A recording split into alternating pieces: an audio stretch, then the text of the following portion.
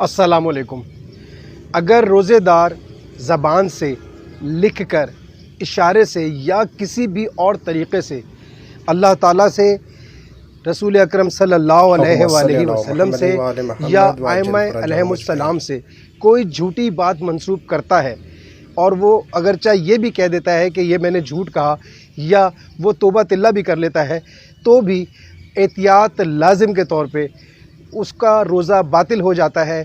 और अगर कोई जनाब फ़ातिमा तो ज़हरा सलामुल्लाह अलैहा, अंबिया मुरसलीन या उनके जानशीन से भी कोई ऐसी बात मंसूब करता है तो एहतियात मुस्तहब के तौर पर उसका रोज़ा भी बातिल हो जाता है।